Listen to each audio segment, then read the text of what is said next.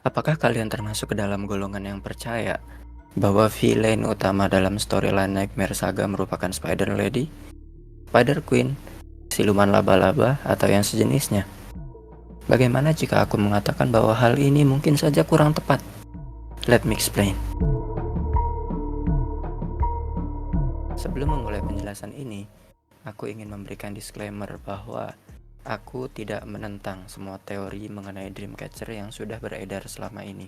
Yang kulakukan sekarang adalah menambahkan perspektif baru yang kutemukan pada 2023 ini, yang mungkin saja akan seru untuk dikaji lebih dalam. Ketika kita berbicara mengenai sosok laba-laba dalam universe Dreamcatcher, yang terlintas dalam benak kita adalah kutukan dari si laba-laba yang membuat para member Dreamcatcher terjebak dalam mimpi buruk yang kita lihat dalam keseluruhan Nightmare Saga.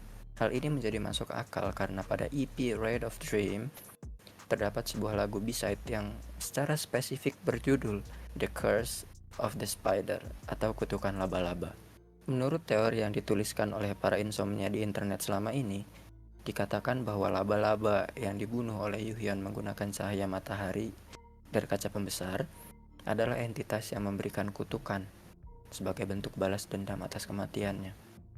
Hal ini divisualisasikan dalam MV UNI, di mana si laba-laba datang dalam wujud seorang ibu-ibu untuk menukar jiwa Yuhyun dengan jiwanya, yang lalu diusir oleh Jiu menggunakan mantra dan ritual.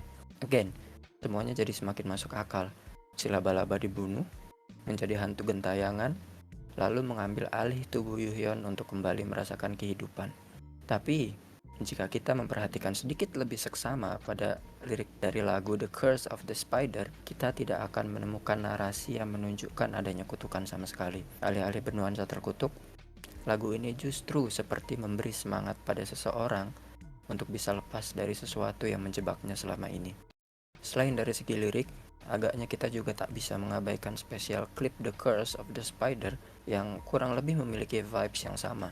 Hal ini bisa kita sadari langsung di awal lagu, di mana liriknya langsung berbunyi, "Let's get move out." Mari kita pindah. Sebenarnya hal ini bisa saja diartikan dengan, "Hey, ayo kita lepaskan diri kita dari kutukan ini." Tapi, apakah memang demikian? Aku akan membuat sebuah video khusus yang kudedikasikan untuk membahas lagu tersebut dengan melihat pada aspek lirik dan visual yang diberikan dalam spesial klipnya.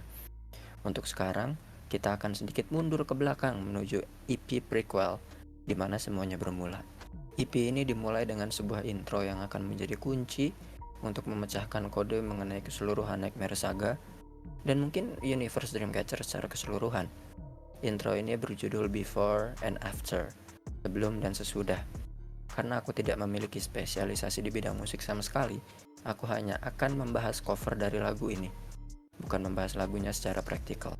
Tuliskan komentar mengenai apa yang pertama kali menarik perhatian kalian ketika melihat gambar ini. Jujur, kalau buat aku sendiri, yang pertama kali menarik perhatianku adalah gambar burung, lalu gambar laba-laba, baru habis itu gambar Dreamcatcher yang menjadi backgroundnya. Mari kita breakdown satu persatu. Pada umumnya, burung cenderung melambangkan gagasan luas seperti cinta dan kebebasan. Kemampuan burung untuk terbang sering dikaitkan dengan imajinasi yang tinggi dan kemungkinan yang tak terbatas. Selain itu, burung juga sering diasosiasikan dengan emosi. Burung cenderung membentuk ikatan yang kuat dengan pasangannya dan mencurahkan banyak perhatian untuk membesarkan anaknya. Karena hal ini, burung seringkali menjadi simbol dari komunitas, keluarga, orang tua, dan bahkan romansa. Seandainya aku diperbolehkan untuk menghubungkan burung ini dengan Dreamcatcher, aku ingin mengatakan bahwa burung ini menggambarkan para member Dreamcatcher itu sendiri. Kenapa demikian? Sebagaimana yang kita tahu, Dreamcatcher merupakan grup musik. Para member dituntut untuk menjadi pribadi yang kreatif. Tapi, karena sekarang kita sedang membahas mengenai teori yang tidak ada hubungannya dengan kehidupan nyata, aku akan mengatakan bahwa burung ini melambangkan sisterhood, persaudaraan yang terjadi di antara mereka bertujuh, di mana mereka sudah dan akan mengalami hal-hal yang menguras emosi secara bersama-sama. Kenapa aku menggunakan redaksi akan pada narasi sebelumnya? Ini berkaitan dengan gambar selanjutnya, yaitu gambar laba-laba. Laba-laba dikaitkan dengan kata-kata dan komunikasi. Laba-laba memiliki kekuatan untuk melakukan sihir pada orang dan sesuatu. Dengan menenun jaringnya, ia memperoleh elemen kontrol tertentu. Setelah mangsa dibungkus, kontrol ini pun sampai pada titik puncaknya. Target yang sudah terjebak di sana tak akan bisa melepaskan diri. Beberapa berpendapat bahwa 8 kaki dan bentuk tubuhnya yang seperti angka 8 itu memiliki makna yang signifikan. Numerologi, ilmu yang mempelajari tentang angka, menyamakan laba-laba dengan angka 8 dan simbol tak hingga. Laba-laba adalah totalitas dari siklus hidup, awal dan akhir yang akan terus terulang.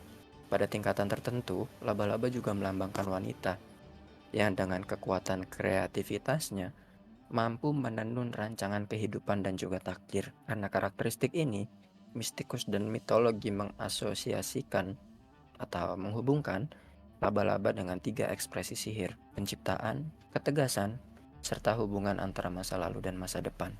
Jika jaringnya hancur, laba-laba dapat mendaur ulang dan menenunnya lagi. Jadi, laba-laba membuat sebuah individu mengalami pengalaman negatif dan menggunakannya untuk keuntungannya sendiri secara terus-menerus. Bentuk laba-laba bisa melambangkan ketakutan seseorang.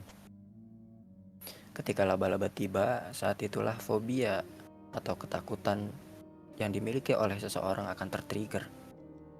Jika ketakutan itu hanya ditekan dan tidak dihadapi, sudah pasti ketakutan tersebut akan datang kembali.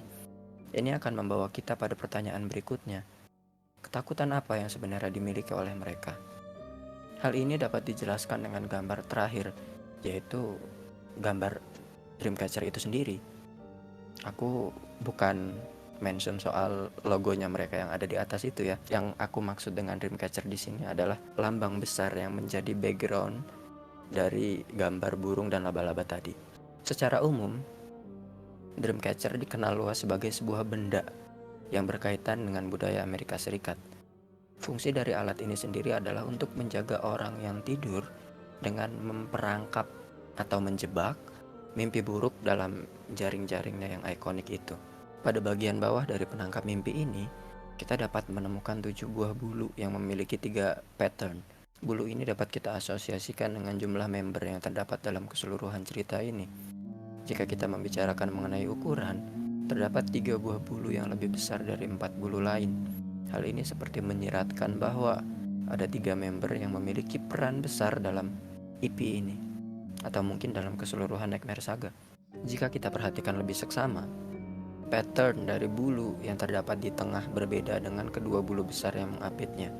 Hal ini dapat diartikan bahwa 2 member dengan pattern yang berbeda ini mungkin akan berhadapan dengan 1 orang member, di mana 4 member lain akan cenderung menjadi side karakter ketika mereka sedang berhadapan.